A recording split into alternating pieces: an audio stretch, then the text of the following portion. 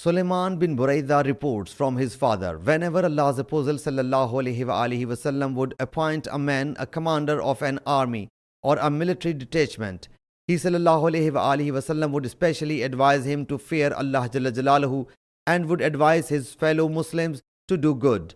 He ﷺ would then say, fight in the name of Allah Jalla Jalaluhu. In the cause of Allah Jalla Jalaluhu, fight with those who defy Allah Jalla Jalaluhu. Fight, but neither breach the trust, nor renege on promise, nor mutilate anyone, nor kill any child. When you confront your polytheist enemies, invite them to three things. Approve of whichever course of action they accept and cease fighting. First of all, invite them to Islam. If they embrace Islam, approve of their embracing Islam and don't fight with them. And ask them to leave their city and come to the emigrants' city, and tell them if they do so, they will enjoy the privileges which the emigrants enjoy, and they will be under those obligations under which the emigrants are. And if they refuse to come to the emigrants' city, inform them that they will enjoy the status of Muslim desert Arabs, and that command of Allah Jalla Jalaluhu will be applied to them, which is applied to the Muslims. But they will not get any share in spoils and fire without fighting a war.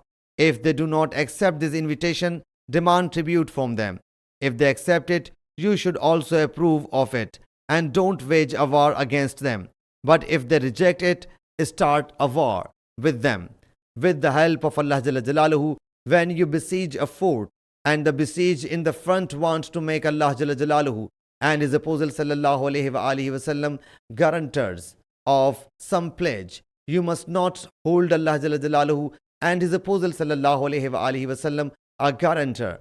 Rather, make yourself and your companions a guarantor, for it is easier for you to back out of your and your companions' pledge than to violate the pledge of Allah Jalla Jalaluhu and His Apostle ﷺ.